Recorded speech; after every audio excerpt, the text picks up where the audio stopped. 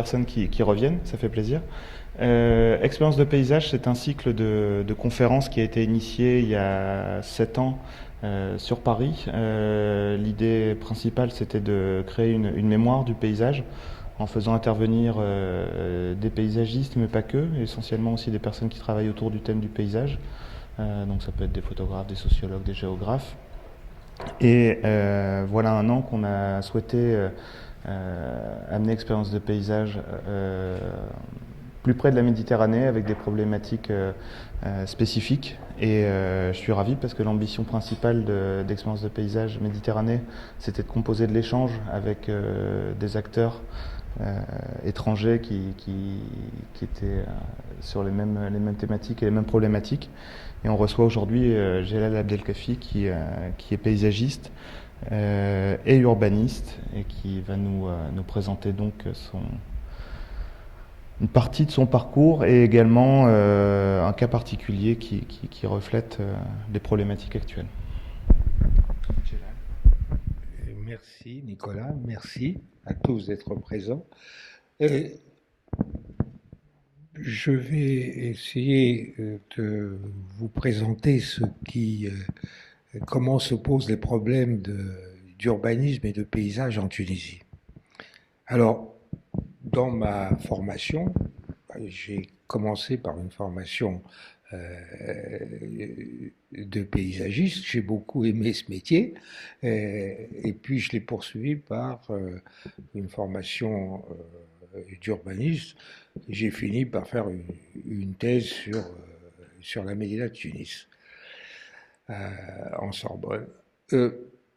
Quand j'ai terminé mes belles études, tranquilles, euh, très agréables, à Versailles et à Paris, et que je suis rentré à Tunis, la question du paysage ne se posait pas. Ce n'était pas un souci. C'était vraiment le dernier des soucis. Le premier des soucis, c'était de savoir ce que l'on allait faire de toute la masse de bidonvilles qui entourait la petite agglomération de Tunis constituée par une ville ancienne et une ville nouvelle. Pour vous donner un ordre de grandeur, Tunis, à cette époque, représentait 560 000 habitants, petite ville, et il y avait dans ces 560 000 habitants, il y avait 100 000 personnes qui vivaient dans les courbivilles, dans les bidonvilles. Et c'était des bidonvilles vraiment très, très, très, très pauvres, très misérables, dans des conditions euh, d'insalubrité exceptionnelles. Alors, le premier document qui a été fait sur les bidonvilles, c'est deux sociologues, Chelzer-Klibi et Dardel, Martin Dardel, qui ont écrit un faubourg, Jebel Lahma, un faubourg clandestin à Tunis. Alors l'expression a été très très bien vue, parce qu'il y a 100 000 personnes qui se sont installées dans les périphéries de Tunis et au cœur de la Médina de Tunis, en totale clandestinité. Alors évidemment, les autorités n'étaient pas contentes, elles ont essayé de les chasser, il y a eu une politique de, euh, de rejet, de ce qu'on a appelé le retour au droit d'origine, et ça s'est très mal passé. Ça s'est très très mal passé, mais à partir de là, cette ville s'est étendue, les problèmes d'urbanisation spontanée se sont poursuivis. Alors, j'ai focalisé sur Tunis parce que euh, Tunis est le, au moment de l'indépendance de la Tunisie, est la ville où se situent les, tous les merci, où se situent tous les conflits politiques les plus violents. Alors, je vais vous présenter, bien sûr, hein, une expérience de paysage. Mais avant de vous présenter cette expérience de paysage, entre parenthèses, je précise qu'elle a été commandée par le ministère de l'Aménagement du Territoire et de l'Environnement, c'est-à-dire qu'il y avait, c'était en 97-98, c'était une prise de conscience intéressante. Mais avant, je voudrais vous donner quelques dates pour que vous puissiez vous repérer dans ce qui s'est passé en Tunisie. Pourquoi je vous donne ces dates? Parce que les évolutions entre ce petit pays et les pays du Maghreb, d'une façon générale, hein, et l'Europe sont des évolutions complètement divergentes. Alors qu'en Europe, on a maîtrisé progressivement les phénomènes de l'urbanisation, que l'on a su gérer les questions de l'environnement, des paysages, etc., chez nous, on est rentré dans le Maghreb et également dans le Machrek, on est rentré dans des distorsions de plus en plus graves, de plus en plus compliquées et difficiles à résoudre. Alors, je vais vous donner juste quelques dates clés.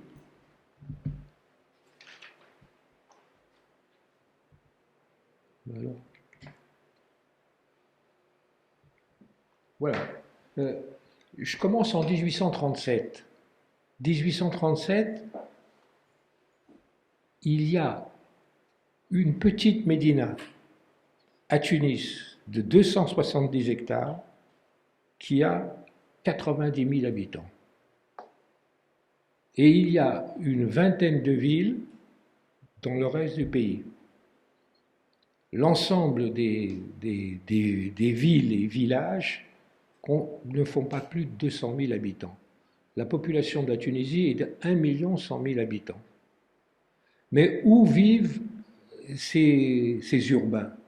Pour la plupart, sur le littoral. C'est la grande concentration.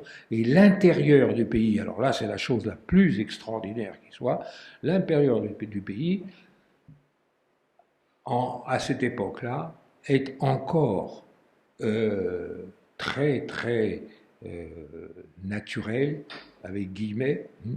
Ce sont des terrains de parcours, ce sont des forestations, des forêts primaires, ce sont des zones alphatières, ce sont des zones désertiques, avec de très faibles quantités de population. Il y a des régions, alors les historiens l'ont fait, il y a des cartes qui montrent les fixations des populations tribales. Vous savez, ça fait très peu de monde dans le pays. C'est un pays dont l'intérieur est très peu peuplé. Bon. Le paradoxe, c'est que 18% de la population est urbaine et elle est sur la partie nord, sur le littoral. Et tout le reste, ce sont des paysages. Alors, je vous mets ça, la régence de Tunis, dans les réformes ottomanes, les fameux tanzimat, parce que ce qui va se passer avec la constitution de 1876 de la Sublime Porte, Tunis et Le Caire vont complètement se transformer. De Tunis, ville fermée, en 1837, on a un bey réformateur qui s'appelle Ahmed Bey, on va passer à Tunis, ville ouverte. Alors là, c'est une autre affaire. Parce qu'avant 1837, on n'avait pas le droit de construire en dehors du territoire qui était assigné par le beylik. On ne construisait pas dans les campagnes. Il n'y avait pas de ville. Le fait urbain était limité. Alors, dans cette période-là de 1837 à 1881, il va y avoir toutes sortes de réformes qui vont complètement transformer le territoire de la Régence. La première grande réforme, c'est que l'on aura à Tunis en 1856, on aura ce qu'on a appelé le Mejlis el-Baladi en arabe, le premier conseil municipal. C'est la première fois que le souverain délègue son pouvoir à une autorité pour gérer la ville. Bon, ça va se faire avec, dans l'extraordinaire transformation des rapports entre l'Empire ottoman et les puissances européennes. Et là, on va avoir des influences urbaines qui viennent d'Europe, qui vont tout bouleverser. Alors, les savants, les lettrés, les notables voyagent. Ils viennent à l'exposition universelle à Paris. Ils voient les travaux de Haussmann, ils sont émerveillés et ils veulent faire la même chose à Tunis. Au Caire, ils le feront très rapidement et on créera la ville nouvelle du Caire en 1869-70. Au moment de l'ouverture du canal de Suez, il y a une ville nouvelle au Caire qui est très avancée. Alors voilà, ça, cette période-là, je vous la donne parce que tout change. Tout change. C'est très important. Bon, 1880-1955, on a le protectorat français.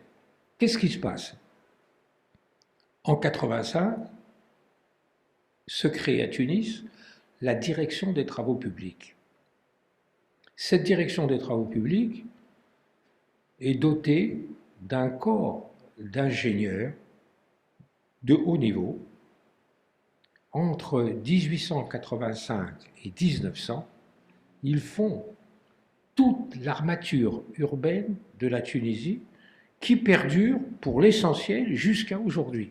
Alors, les routes, les ponts, les chaussées, les chemins de fer, les ports, tout ça a été fait en 15 ans. C'était une époque où on n'avait pas la machinerie industrielle pour faire les routes. C'était beaucoup plus difficile. Ils ont su fabriquer ça en 15 ans. Alors bon, c'est une œuvre incroyable de ces premières périodes du protectorat français en Tunisie. On va revoir ensuite de la planification. Alors, je ne vais pas rentrer dans les différents plans qui se sont succédés, parce que ce serait beaucoup trop long, mais ce que je peux vous dire, c'est qu'on a eu, dans la planification, un conflit majeur entre les corps d'ingénieurs, les corps d'architectes et d'urbanistes. Alors, pour schématiser, corps d'architectes, le premier qui a fait un plan en 1920 de la ville de Tunis, le plan d'embellissement, d'aménagement et d'extension de la ville de Tunis en 1920, c'est Victor Valenzi. Il a fait un plan merveilleux, extraordinaire, novateur. Ce plan ne sera pas utilisé. Il ira tout de suite sur une étagère.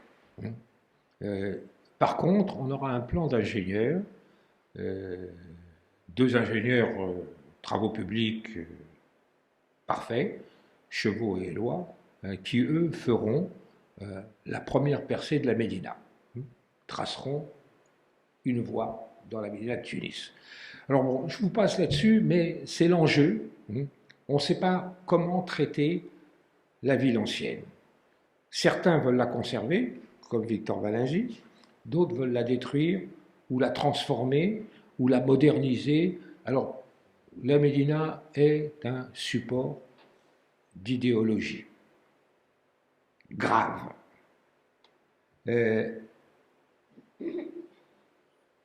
À cette époque, on n'a pas de souci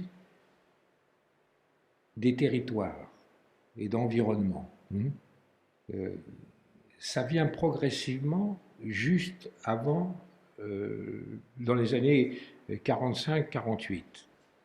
Alors bon, je vous passe là-dessus, je vais vous passer par cette période, elle est très intéressante du point de vue de l'histoire urbaine, et elle explique comment maintenant on fonctionne. Alors, après ça, on est indépendant. En 1955, il y a 10 architectes en Tunisie, 10 architectes qui ont été diplômés de l'école des beaux-arts de Paris. Vous voyez, c'est quand même pas... Alors, la profession d'architecte était une sous-profession. On fabriquait des médecins, des pharmaciens, des ingénieurs, bien sûr, des avocats.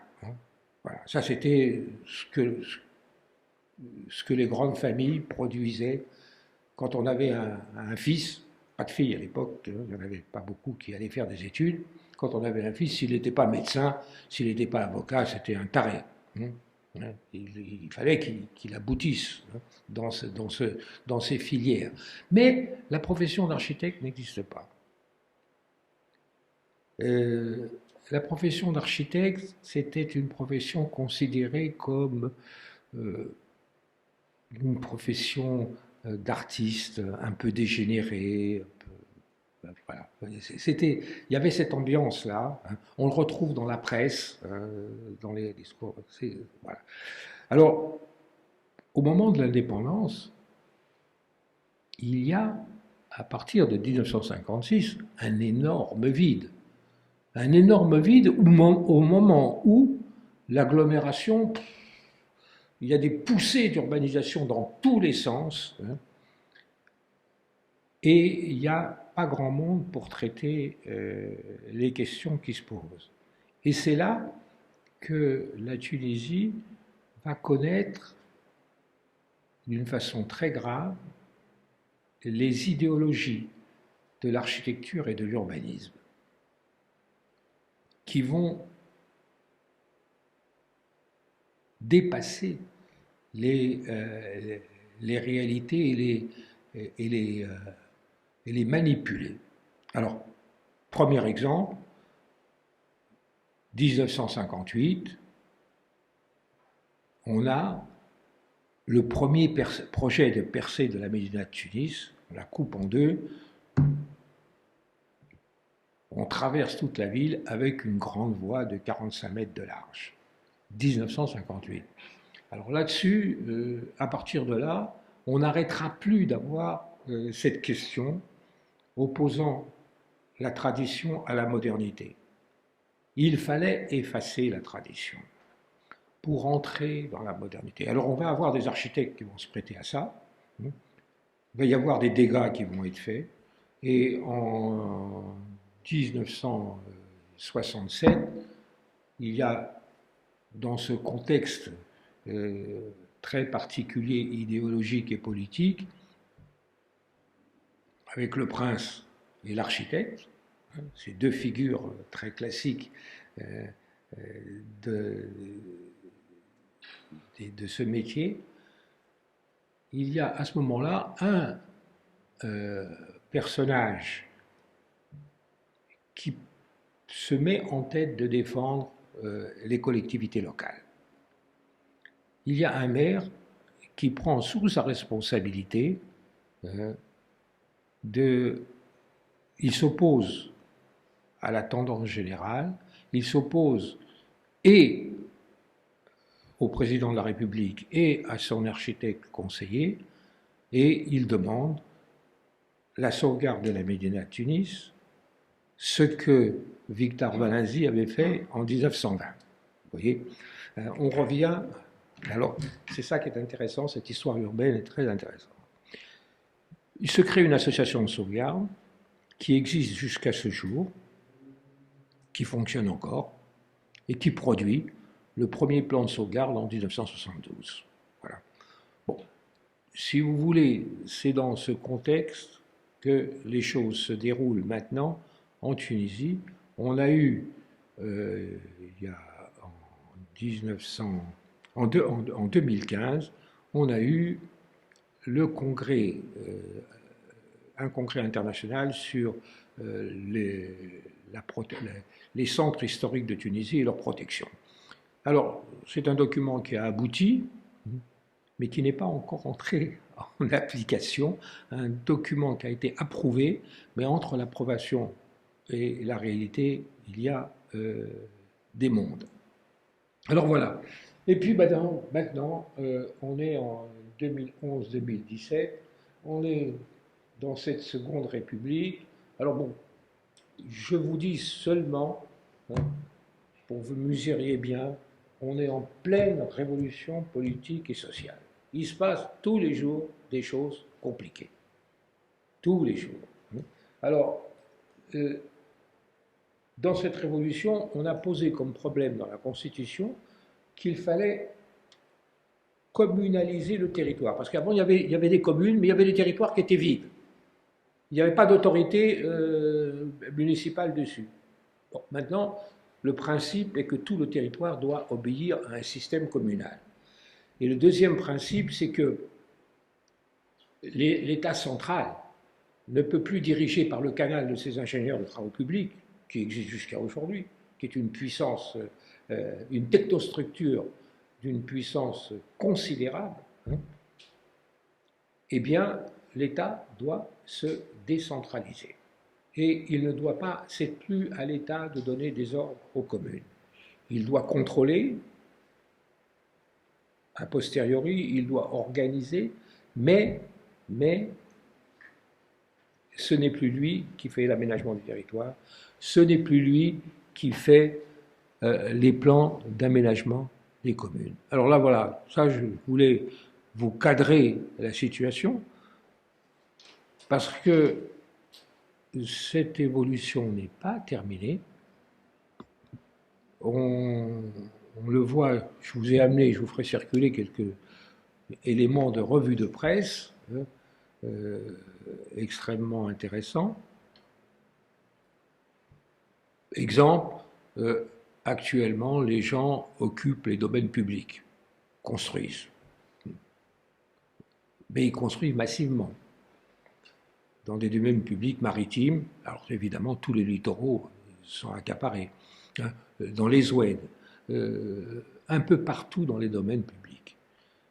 Et puis, si ce n'est pas les domaines publics, ça peut aussi être des domaines privés. On construit dans la campagne, on prend des champs, on construit. Vous avez des immeubles qui sortent tout seuls dans des zones de céréales. Donc, cette année, on crée une police de l'environnement. Elle vient d'être créée il y a 10 jours, quelque chose comme ça. À peine a-t-elle été créée qu'il y a une immédiate réaction. Les forces de sûreté intérieure dénoncent une police parallèle. Alors vous voyez combien, je vous dis ça pour vous dire que les métiers d'architecte, d'urbaniste, de paysagiste, d'ingénieur s'exercent actuellement dans un contexte particulièrement difficile.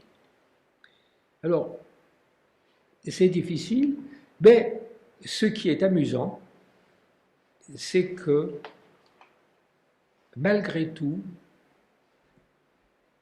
les rouages des collectivités locales et des administrations arrivent à produire des tentatives de politique. Alors par exemple, le ministère de l'Aménagement du territoire et de l'environnement a lancé un inventaire des paysages de la Tunisie. J'ai fait ce travail avec une équipe de géographes, de géomorphologues, de sociologues, etc. Et cet inventaire a été fait avec enquête de terrain et enquête auprès de l'ensemble des collectivités locales, des administrations, des sociétés civiles, des documents ont circulé. Alors je vais vous montrer ça en carte, mais j'ai amené la carte parce que je ne sais pas ce que vous verrez sur l'image. J'ai amené la carte parce que c'est un, un lourd travail qui a permis de sortir cette fameuse unité de paysage que je vais vous présenter. Alors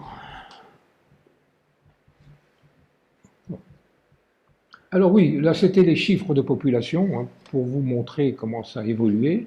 Vous voyez, 1 100 000 en 1837, 2 200 000 maintenant. Hein.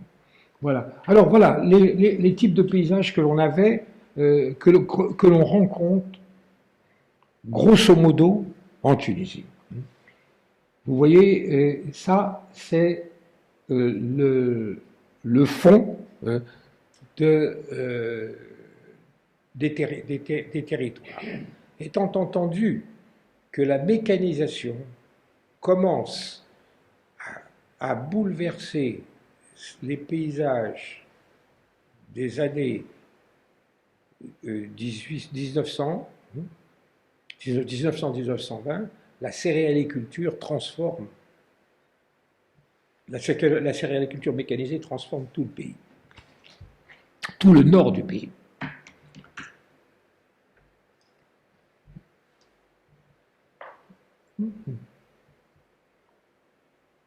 Alors voilà, là ici, j'ai essayé de caractériser les conflits. Alors évidemment, conflit paysage-urbanisation. Le premier thème, c'est la multiplication des espaces urbanisés dans différentes formes spontanées d'habitat informel non réglementaire. Alors vous avez tout ce que vous voulez. Vous avez aussi les mécanismes de destruction des paysages, l'urbanisation sans projet, ça existe. Il y a des gens qui vous prennent des bouts de territoire et qui font. Bon, il n'y a pas de projet. L'urbanisation, les projets d'urbanisation contre nature, hein, quand on va dans des terrains dans lesquels on n'a pas le droit de construire ou qui ne sont pas constructibles et qu'on arrive à construire, ça, alors là, bon, vous avez les urbanisations prédatrices dans tous les domaines publics et dans les forêts, et puis toutes les autres formes d'urbanisation qu'on n'arrive pas à quantifier, les urbanisations rampantes. Alors bon, vous avez les grands conflits des paysages et de l'industrialisation, les sites miniers particulièrement. Mais les sites miniers sont moins graves que les conséquences industrielles qui en découlent. Par exemple, la création dans le golfe de Gavès d'une unité de traitement des phosphates a eu pour effet de ruiner l'oasis de Gabès, qui est une très très belle oasis méditerranéenne, qui avait un réseau d'oued et une source intérieure. Les ingénieurs de l'usine chimique n'ont pas hésité. Ils avaient besoin d'eau pour laver le phosphate. Ils n'ont pas hésité à creuser, à envoyer une sonde en diagonale jusqu'à la source des oueds de l'oasis. Ils ont pompé la flotte. Résultat, les oueds de l'oasis sont sans eau, ou très peu. Et surtout, ce qui est grave, c'est que le phosphate produit des gangs et toute la mer a été nitrophilisée. Donc les agriculteurs qui étaient pêcheurs en même temps, eh ben, ils ne font plus rien, ils ne peuvent plus pêcher. Et puis les bergers des collines qui élevaient en transhumance des animaux, chèvres et moutons, avec la végétation naturelle, il n'y a plus de végétation naturelle. Elle a été râpée par la nitrophilisation.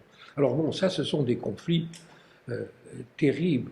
Dans la presse d'hier, dans l'avion, je lisais que la société civile de Gabès s'insurgeait et demandait l'arrêt de cette usine chimique. Vous voyez le genre de problème qui n'est pas forcément soluble. Alors évidemment, le tourisme le tourisme dont on a beaucoup bénéficié d'un point de vue d'entrée en devise n'a pas été la chose la plus positive pour l'environnement. Toutes les côtes ont été urbanisées par des petites masses hôtelières non liées à la ville, non intégrées à l'environnement. Voilà. Bon. Et puis, bon, le conflit agriculture, avec là, quand on défriche quand on rase des morceaux de forêt pour faire des terrains de pâturage, vous voyez ce que ça peut représenter. Alors bon, ces conflits-là, je voulais vous les signaler parce que c'est tout l'enjeu du développement. Et ces enjeux de développement nécessitent bien sûr, tout le monde voudrait avoir des politiques de la ville, mais qui va les fabriquer dans l'ensemble de ces tendances qui s'emboîtent les unes les autres vers une limitation des espaces naturels et de l'environnement, pour pas parler de dégradation. Alors, ce que je fais. Ah, voilà. Alors là, voilà, je voudrais maintenant rentrer dans cette expérience paysagère. Là, je vous ai pris un morceau d'image satellitaire. Le petit point rouge, c'est une pointe qui rentre dans la mer et c'est l'unité Ran el-Meler, Rafraf, Sounin. C'est 3 villages que je vais vous montrer. Alors, voilà. Vous voyez, il y a un grand éperon rocheux qui va jusque dans la mer. Il est lié à Tunis et il est lié à Bizerte. Et en bas, il y a une grande lagune. Voilà le territoire exact de Ras el-Mer. Voilà. Alors, c'est ce grand morceau-là qui est ce que j'ai appelé un monument naturel. Voilà. Et ce monument naturel a une histoire à partir, grosso modo, du XVIe siècle, très étonnante. Étonnante parce que les réfugiés andalous viennent en Tunisie et ils s'installent dans ces territoires. Ils s'installent à Ras el-Meler. Dans cette montagne qui descend vers la mer, que font-ils? Attendez, voilà, voilà, vous avez la montagne ici qui va comme un grand nez jusque dans la mer. Qu'est-ce que font ces réfugiés andalous? Ils font un truc absolument incroyable. Ils travaillent tout le territoire montagneux en faisant des espaliers. Ils empêchent l'eau de ruisseler brutalement vers la mer. Ils conservent la terre pour la culture et ils créent ici une petite lagune dans laquelle ils vont cultiver et pêcher. Comment font-ils? Chaque matin, en descendant, avec un sac de terre, ils comptent progressivement et ils font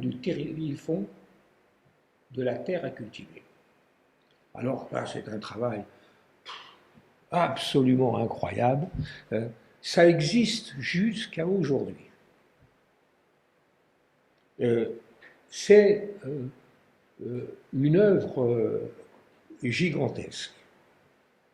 Alors, ça, c'est ce savoir-faire paysans de ces réfugiés andalous, si vous voulez, ils ont apporté à la Tunisie un savoir-faire que nous n'avions pas. Alors, toute cette zone-là est absolument extraordinaire. Et de l'autre côté de la montagne, du côté de la Fraf, vous avez un village local, ce n'est pas des Andalous, un village local, qui est accroché à un massif forestier.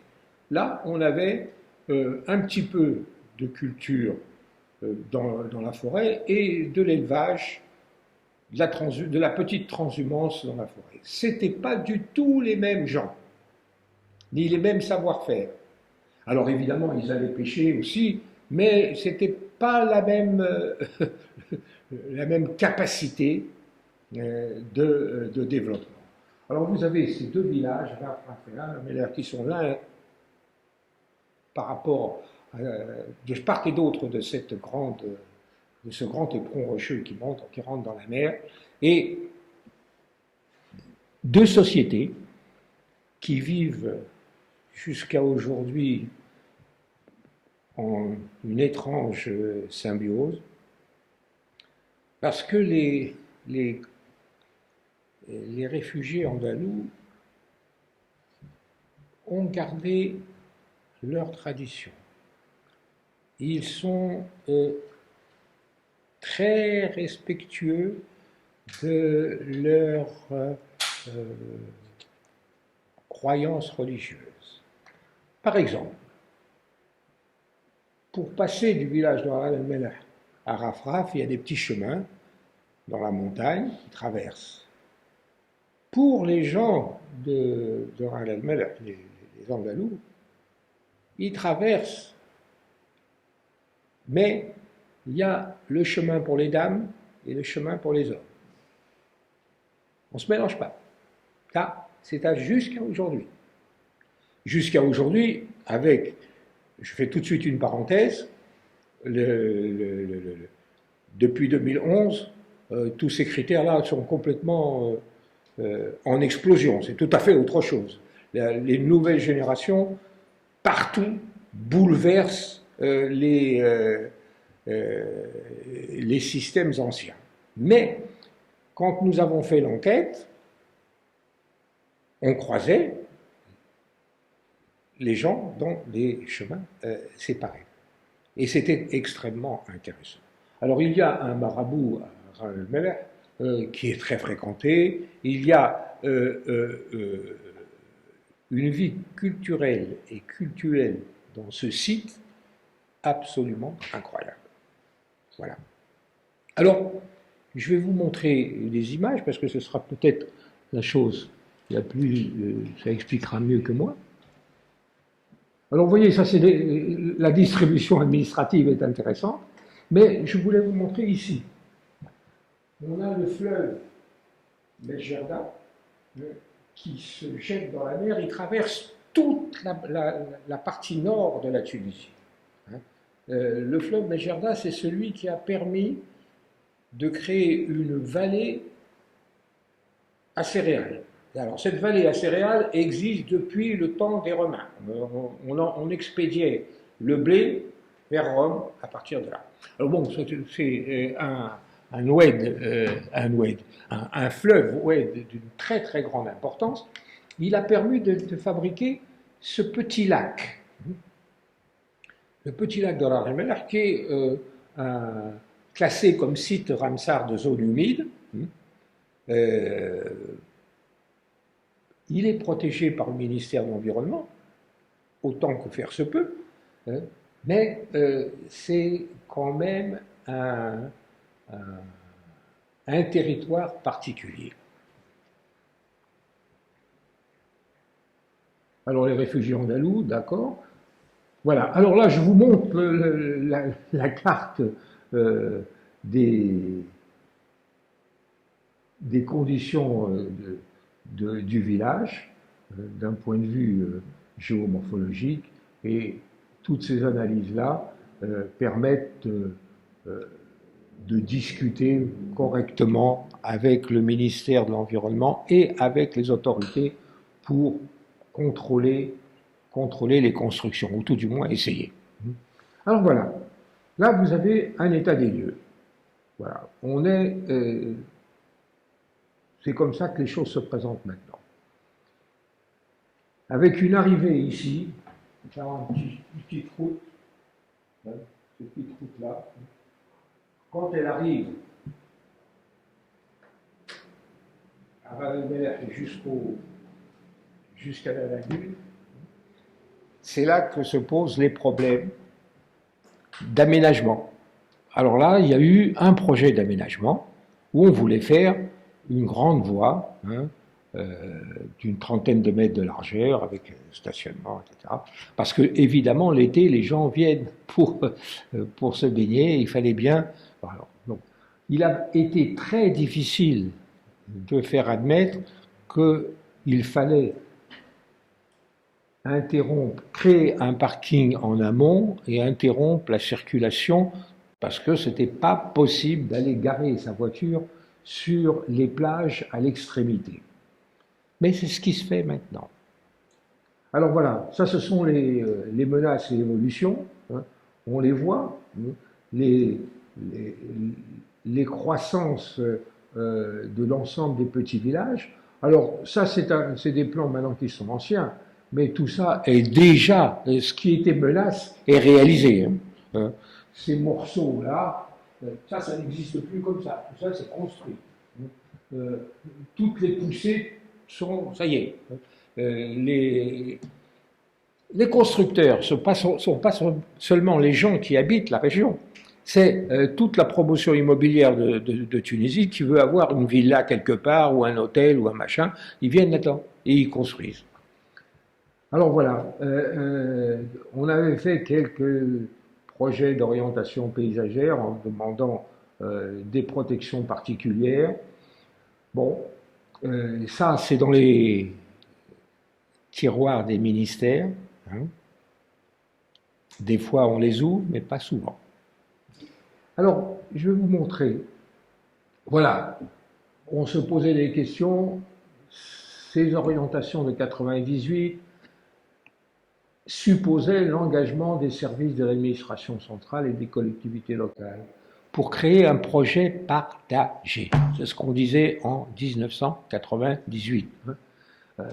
Par les paysans et les citadins de l'unité paysagère. Il ne s'agissait pas d'avoir un projet partagé avec des promoteurs immobiliers venant de Tunisie et de l'étranger. C'était pas ça, parce qu'on a eu ça aussi.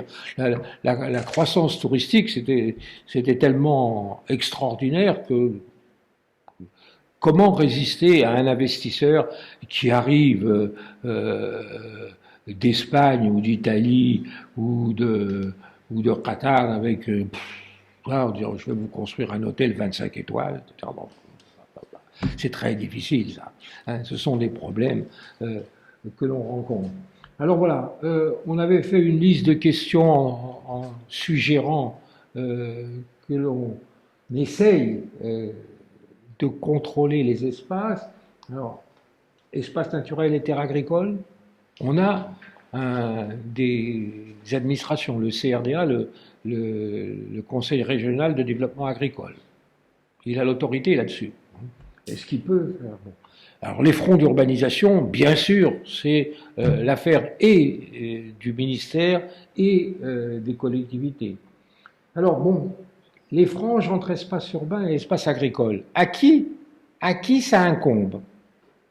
Ça, en général, c'est là que se font les grands dégâts. Personne n'est responsable. Alors, les plans d'occupation des plages. On a eu une agence nationale de l'environnement et la protection des plages, et de la protection des plages. On a fait des plans de protection des plages. Simplement, pour les appliquer, il faut des polices de l'environnement. Et là, c'est pas la chose la plus simple qui soit. Bon, il y a des cônes de protection de vue remarquables. On souhaiterait quand même qu'on y fasse attention. Et il y a des milieux écologiques sensibles comme la lagune, qui est classée au site Ramsar international. Bon, alors là, c'est les problèmes de coopération internationale. Si on le classe, il faut avoir des effets. Sinon, il faut prendre des mesures. Et là, les rapports entre États parties et organisations internationales, c'est pas la chose la plus efficace qui soit. Alors voilà les questions qu'on se posait. Voilà. Et je vais vous montrer les images de ce fameux Jebel et de son extraordinaire littoral. Alors vous voyez dans quoi les Andalous ont travaillé. Alors voilà, ça c'est le petit village de Ras el Bel. Ah oui, j'ai oublié de vous dire, excusez-moi, qu'à partir de 1620, quelque chose comme ça, le bey a créé un port. Hein, pour sa marine, c'est la première création de la marine bellicale, et les Turcs s'y sont installés. Alors on a eu des fortins, on a eu un lazaret, on a eu des constructions. Alors ça, c'est la fameuse zone de culture dans la lagune. Alors vous voyez toutes les petites poches. Alors toutes ces petites parcelles sont des propriétés collectives. Les gens, ces fameux Andalous, cultivaient en commun et partageaient les bénéfices. Alors bon, là, il y a du travail de sociologie là-dessus. C'est tout à fait étonnant. Tout à fait étonnant. Là, on est passé de l'autre côté. On est passé de l'autre côté du Jebel, et là, vous avez le petit village de Ras el Bel. Mais cette photo, c'est pas la photo du petit village, c'est la photo du petit village plus la masse de construction qui descend sur la mer. Voilà. Et puis, à l'extrémité, vous avez deux pyramides. Ah, ça c'est la fameuse île Plane qui est en pleine mer, qui est un très très beau site. Alors, encore les terres. Voilà. Je crois que c'est tout ce que je peux vous dire pour ça. Alors voilà, je vais vous donner deux photos là. Ça c'est en 2008. C'est le paysage avant urbanisation récente. Et là, nous sommes en 2016. Vous voyez ce qui vient de se passer? Alors, c'est absolument incroyable. J'ai été voir ça, c'est pas possible. Alors, c'est pas possible, il faut nuancer, il faut que je nuance mes propos. Il n'est pas possible que l'on construise dans le domaine public maritime. Ça, il n'est pas possible qu'on construise sur les plages, c'est évident. Simplement, ce qui a changé entre celle-là et celle-là. Alors, ici, en 2008, qui est-ce qui allait à la plage? C'était les gens des grandes zones urbaines, ils venaient de Tunis, de Bizerte, etc., passer des week-ends sur cette très belle plage. Les paysans du coin n'allaient pas à la plage. Leurs enfants n'allaient pas à la plage. Les paysans ne se mélangeaient pas avec ces urbains de Bizerte, de Tunis ou de Sfax qui descendaient ici. Alors là, c'est une incroyable transformation sociale. Maintenant, dans cette population-là, où Tunis, où tout le monde se baigne, vous avez de tout. Vous avez toutes sortes de populations. Alors, vous ici qui avez des problèmes avec le burkini, si vous voyez là, dans ces populations, il y a de tout. Il y a des burkinis, il y a du maillot de bain, il y a du 2 pièces, il y a toutes sortes d'expressions. C'est fabuleux. D'un point de vue sociologique, c'est fabuleux. On ne peut plus revenir à 2008. C'est pas possible. Je dis ça parce que si dans l'exercice des métiers d'urbaniste et de paysagiste, on ne comprend pas les évolutions sociales de la Tunisie, eh bien, ce n'est pas la peine de l'exercer. Il faut savoir répondre à ces demandes. Alors, répondre à ces demandes, la société civile, actuellement, monte au créneau. Il y a un incroyable débat dans ce petit pays tunisien. Et dans ce débat, les deux termes rédigés dans la Constitution, qui sont la communalisation et la décentralisation, sont les choses les moins évidentes qui soient, les plus difficiles à réaliser. C'est une nouvelle structure politique et administrative à mettre en place, et j'espère qu'on en pourra en discuter avec Avitem quand vous viendrez à Tunis et qu'on poursuivra ce débat. C'est l'essentiel des questions que l'on peut se poser. Comment être pratique dans cette situation? Comment éviter les simplifications théoriques, les modèles d'architecture ou d'urbanisme, les modélisations que l'on peut apprendre à l'école et que on essaye d'appliquer après, c'est pas ça. Il faut voir cette société. Alors, on plaide, nous avons une association tunisienne des urbanistes et une association de paysagistes, on plaide pour avoir des débats interprofessionnels, pour pouvoir ouvrir avec les futurs élus que l'on va élire en 2017, en décembre 2017,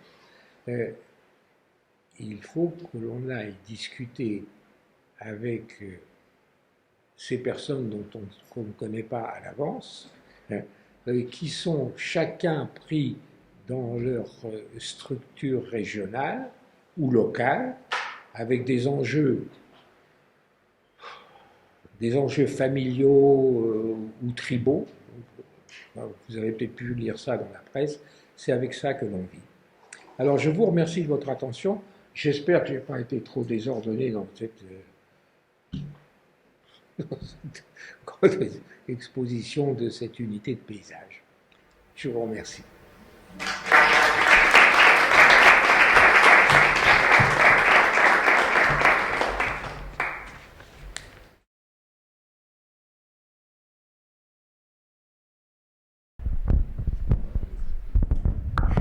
Merci de ce propos intéressant. Est-ce que vous pouvez nous préciser, parce que je n'ai pas la chance de connaître la Tunisie, à combien de kilomètres on est de Tunis?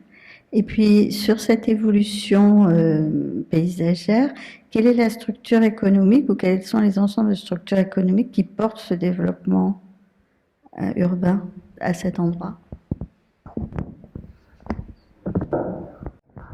Alors, nos structures économiques actuellement, nous sommes en application des recommandations du FMI et de la Banque mondiale pour toute la gestion financière du pays. On a souscrit aux recommandations de l'Union européenne pour l'ouverture des frontières et pour avoir les facilités d'entrée. Qu'est-ce que vous pouvez lire dans la presse d'aujourd'hui, là, maintenant? C'est qu'on importe de plus en plus et on produit de moins en moins. Voilà. Bon. Alors, si vous voulez Pour mon compte personnel, je pense que nous sommes en une phase chaotique de décolonisation et rendue encore plus difficile par toutes les pressions de la libéralisation internationale. C'est très simple. Hein. Actuellement, dans les souks de Tunis, de Sfax ou de n'importe quelle médina, ou sur les marchés, hein, vous trouvez des produits turcs, chinois, mais presque plus de produits tunisiens. Par exemple, les produits tunisiens, à Sfax, on fabriquait des chaussures. Bon, maintenant c'est terminé, les chaussures elles viennent de Chine. Si vous voulez, on a ce contexte. Moi je ne suis pas du tout économiste, je n'en sais pas grand-chose. Je lis la presse, j'essaie de suivre ces évolutions. Mais il y a des difficultés pour entreprendre. Ce n'est pas la chose, on ne peut plus se le cacher. Alors, au début de l'indépendance, dans les années 60, on avait fait une politique de coopérative agricole et de contrôle des importations.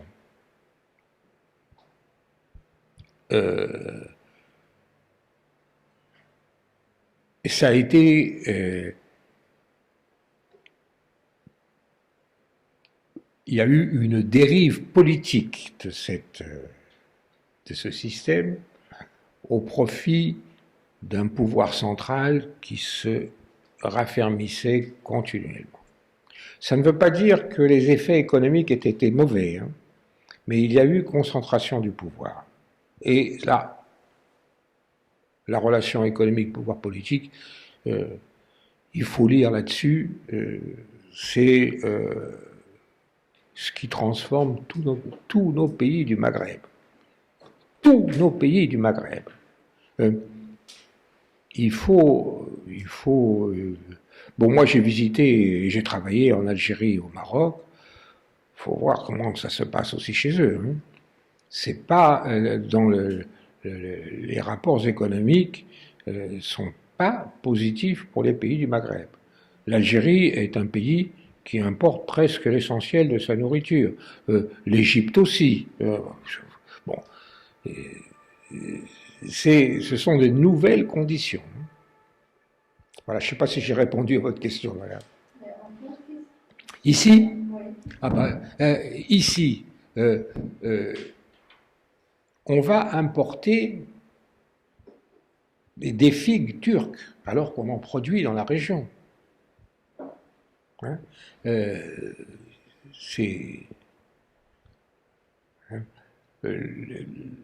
n'y a que la céréaliculture qui résiste parce que la qualité des céréales que nous produisons est exceptionnelle. Les Italiens s'arrachent les céréales tunisiennes pour pouvoir faire leur pâte. La qualité du blé était... Bon. L'huile d'olive, qui est de très bonne qualité chez nous, est très très bien commercialisée par l'Espagne et l'Italie. Ils ont des systèmes de commercialisation remarquables. Hein. Ils achètent nos productions et commercialisent. Hein. Pour les dattes que l'on produisait dans les oasis du sud tunisien, elles sont encore de première qualité. Mais il faut savoir que les universités américaines, notamment en Californie, ont fait le pari de cultiver des régimes dattiers. Ils ont chaque année, depuis à peu près 1950, ils envoient des équipes de chercheurs qui ramassent des dates et qui font de la multiplication. Ils ont actuellement, dans les universités américaines, les plus belles dates d'Irak, le long des fleuves. Ils ont les plus belles dates qui sont à l'état de ruine en Irak. Ils ont reconstitué. Alors, il faut voir, il faut qu'on se place dans ça, dans ces puissances scientifiques et industrielles du monde occidental et la place qu'ils laissent aux pays sous-développés. Ou mal développés. Excusez-moi, je ne vais pas employer mal développés. Bon, écoutez, je ne voudrais pas en dire plus longtemps là-dessus, parce que c'est vraiment très très compliqué.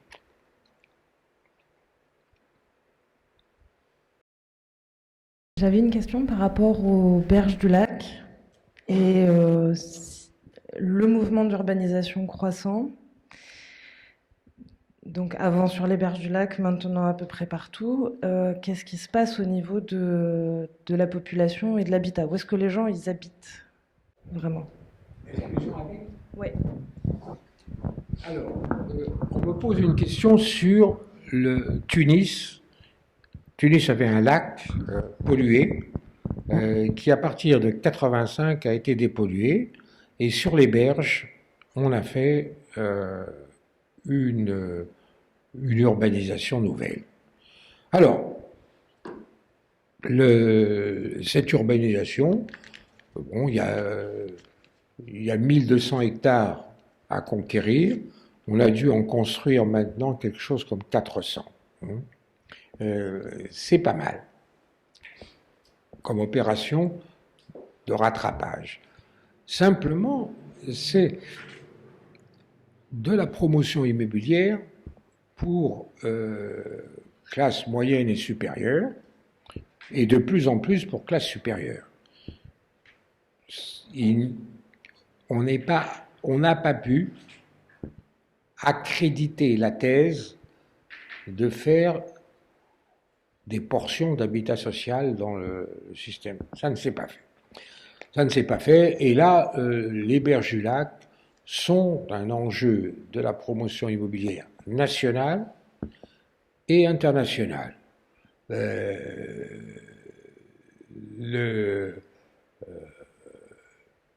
Les Émiratis, les Séoudiens, les Qataris, etc., veulent construire, et on a des tas de propositions. Mais la question est de savoir qui va habiter là-dedans. Parce que ça coûte quand même très très cher le mètre carré. Alors, justement, actuellement, la Société des Berges du Lac lance une enquête de faisabilité sur on va construire quoi et pour qui. C'est une vraie question.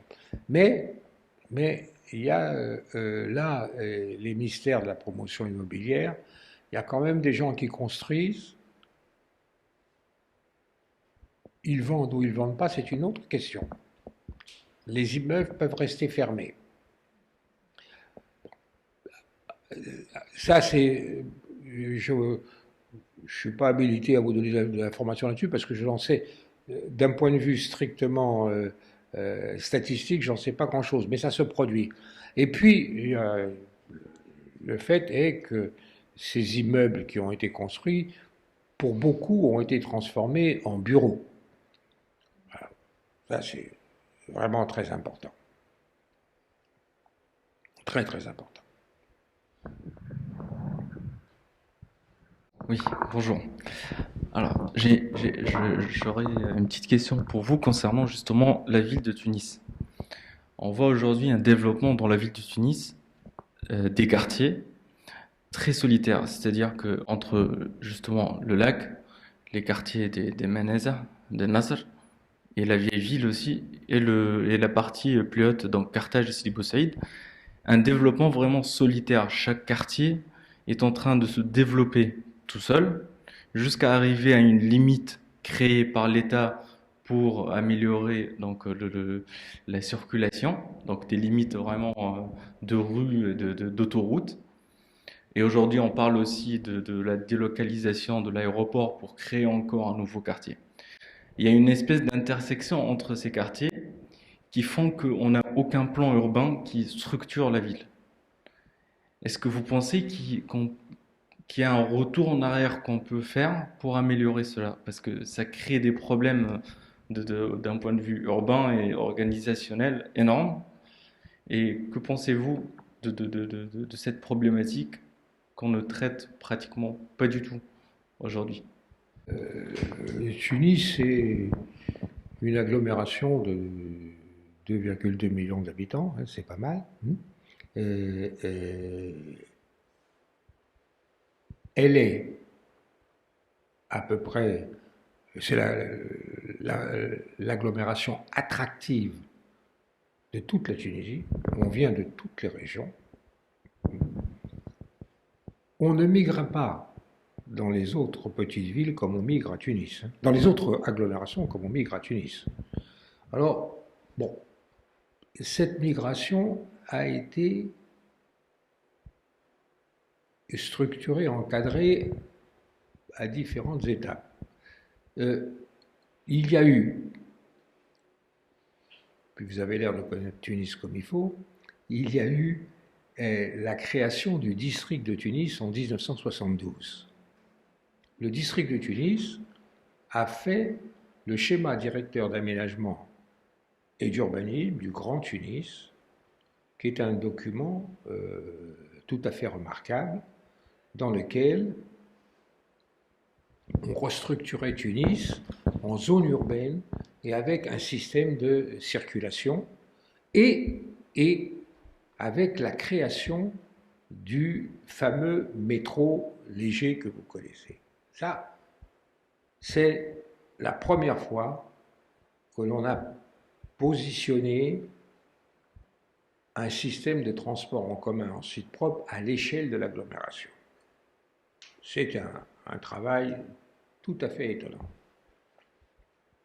La seule chose, c'est que, comme à l'habitude, il y a des hauts et des bas. On commence, et puis bing, on s'arrête et on reprend. Et là, on est à un stade où l'urbanisation informelle est plus puissante que les systèmes de planification. On n'arrive plus à planifier. Il faut bien reconnaître que on vient d'approuver le plan d'aménagement de la commune de Tunis.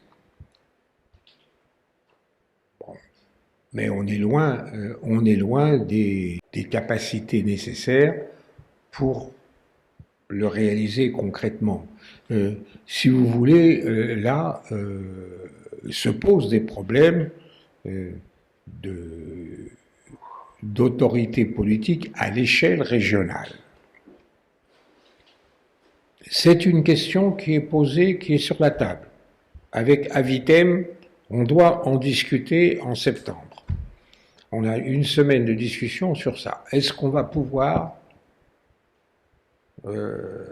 mettre en place des procédures de projets partagés permettant de restructurer cette agglomération ou d'encadrer les évolutions. C'est pas dit. C'est lié aux prises de conscience et de la société civile. Elle a pris conscience. Hein. Elle a pris conscience. Elle a fait beaucoup de progrès, la société civile. Mais aussi à la façon dont les autorités politiques comprennent les questions de l'urbanisme et quelle place elles lui attachent. S'il y a un domaine sous-estimé, et pourtant répété tous les jours dans la presse, etc., c'est les procédures d'urbanisme. comment fait-on de l'aménagement? Vous voyez, pour vous donner un ordre de grandeur, on a un CIAT, un comité interministériel d'aménagement du territoire, qui a été créé dans les années 60. Eh bien, cet instrument qui devrait permettre aux ministres de se concerter sur des questions d'aménagement du territoire s'est réuni moins d'une dizaine de fois depuis sa création. Il est très difficile de le convoquer. Et puis vous avez, comme vous venez de le dire,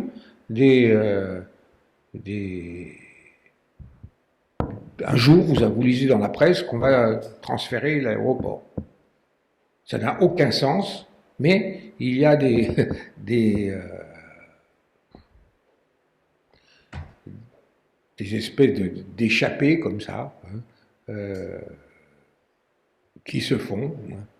Alors, allez contrôler ces propos incohérents. C'est très très difficile. Mais dans le débat, c'est le point sur lequel j'insiste, les choses ne sont pas jouées, ne pourront pas se faire facilement n'importe comment. Ça ne veut pas dire qu'il y aura du succès, mais il va falloir se mettre à être plus, réfléchir mieux et être plus positif. La société civile pose beaucoup de questions. D'ailleurs, je peux vous montrer les images que j'ai oubliées d'ailleurs.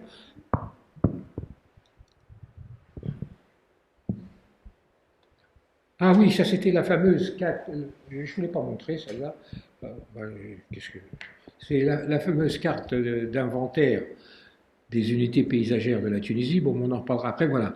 Alors ça c'est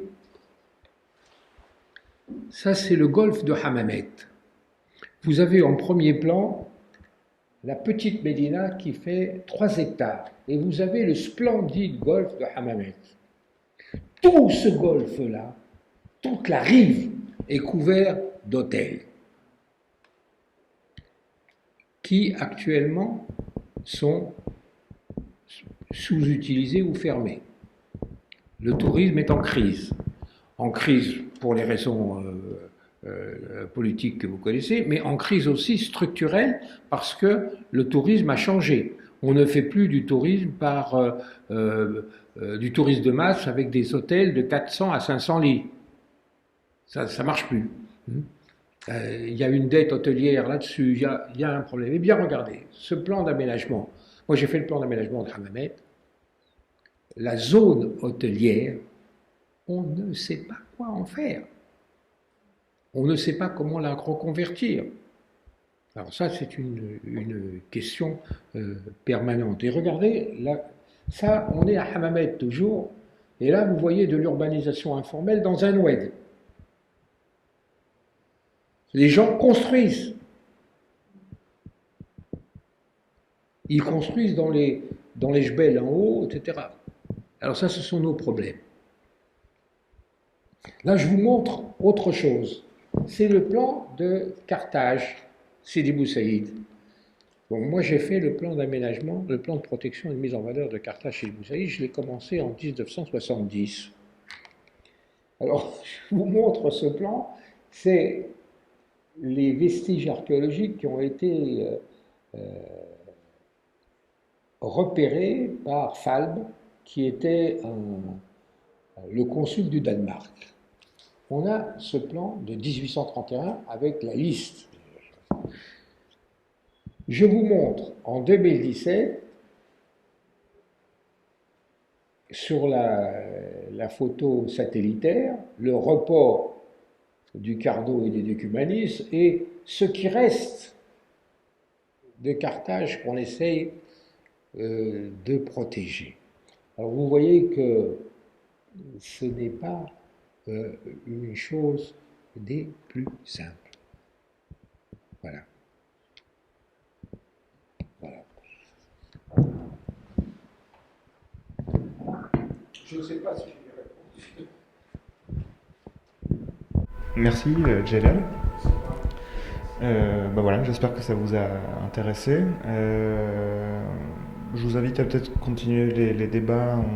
On a traditionnellement un petit temps d'échange autour d'un petit verre. Donc, merci beaucoup.